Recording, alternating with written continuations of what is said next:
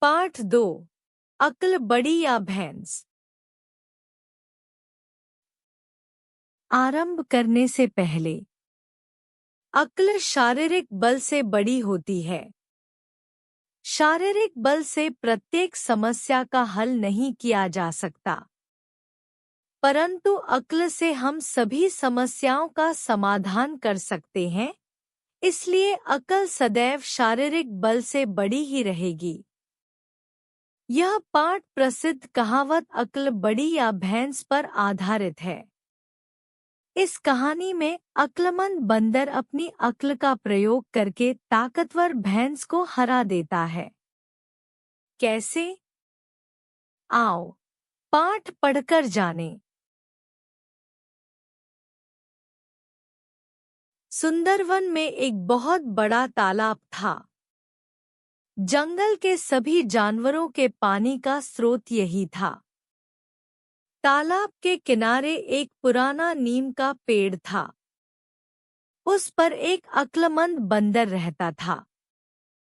गर्मी की दोपहर थी। एक भैंस तालाब में घुसकर नहाने लगी। बहुत देर के बाद जब वह तालाब से बाहर निकली, तब उसके बड़े से शरीर पर बहुत सारा कीचड़ लगा हुआ था। बंदर ने उसे देखा तो जोर से खी-खी करके हंसने लगा। भैंस को बहुत क्रोध आया। वह गुस्से से बोली, तुझे शर्म नहीं आती? अपने से बड़ों पर हंसते हो।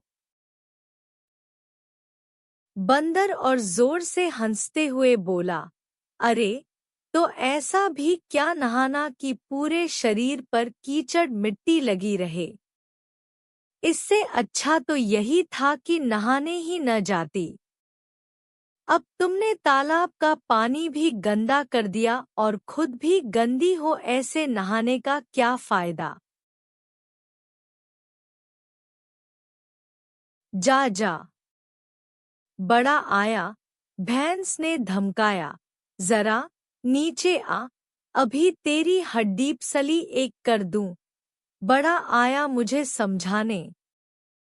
अरे, जाओ अपना काम करो।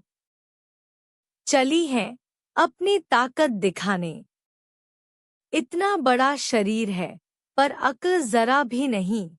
बंदर ने ताना मारा।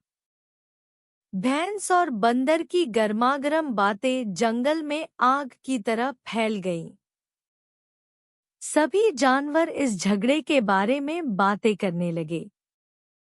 अंत में सबने तय किया कि किसी न किसी तरह इस झगड़े को खत्म करना चाहिए। शाम हुई। जंगल के सभी जानवर तालाब के किनारे पर इकट्ठे हुए। सबकी राय से यह तय हुआ कि जो कोई इस तालाब को बीचों बीच से पार कर जाएगा, वही बड़ा है। इस प्रतियोगिता के जज के रूप में राजा शेर और उसकी सहायिका लोमड़ी रानी बनी। जंगल के सभी जानवर यह मजेदार दृश्य देखने के लिए उत्सुक थे। आधे तालाब के इस पार और आधे उस पार जाकर बैठ गए। बंदर और भैंस भी प्रतियोगिता वाले स्थान पर निश्चित समय पर पहुंच गए। बंदर बहुत परेशान था। उसे तैरना तो आता ही न था, लेकिन इज्जत का सवाल था। अपनी परेशानी किसी दूसरे से बताता तो अक्लमंद कैसे कहलाता। बिना प्रयत्न किए हार मानना उसे मंजूर नहीं था। इसीलिए उसने चेहरे पर परेशानी का कोई भाव नहीं आने दिया। इधर भैंस मन ही मन बहुत खुश हो रही थी। उसे अपने बड़े शरीर और ताकत पर बहुत घमंड था। तालाब पार करना तो उसके लिए बहुत ही आसान काम था। जब सारी तैयारियां पूरी हो गई, तब लोमड़ी ने दोनों को सावधान किया। उसके 1 2 3 कहने पर दोनों को तालाब में तैरना शुरू कर देना था। बंदर की परेशानी बढ़ गई। घबराहट के कारण उसे कुछ समझ नहीं आ रहा था। उसे लगा कि आज वह जंगल के सभी जानवरों के सामने मूर्ख साबित हो जाएगा। लोमड़ी के 1 2 3 कहते ही प्रतियोगिता के लिए तैयार खड़ी भैंस तालाब में उतर गई। बंदर ने भी थोड़ी हिम्मत बांधी और अक्ल लगाई। अचानक उसे एक तरकीब सूझी। वह खुशी से उछल पड़ा। उसने तालाब के किनारे लगे पेड़ों की इस डाली से उस डाली पर 2-4 छलांगे लगाईं और तालाब की तरफ झुकी हुई डाल पर जा पहुंचा। भैंस अभी किनारे पर ही थी। बस वह वहीं से कूद पड़ा और धम्म से भैंस के सींग पकड़कर उसकी पीठ पर सवार हो गया। भैंस ने उसे गिराने के लिए 1-2 बार अपनी पूंछ चलाई, पर बंदर ने उसे भी पकड़ लिया। जंगल के सभी जानवर बंदर की चतुराई देखकर हैरान हो गए। लेकिन हार-जीत का परिणाम अभी बाकी था। वे यह देखने के लिए उत्सुक थे कि कौन जीतता है।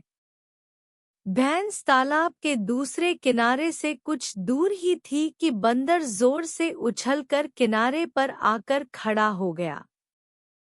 सभी जानवर बंदर की अक्लमंदी और जीत पर खुशी से नाचने लगे। इधर भैंस धीरे-धीरे पानी से बाहर निकली।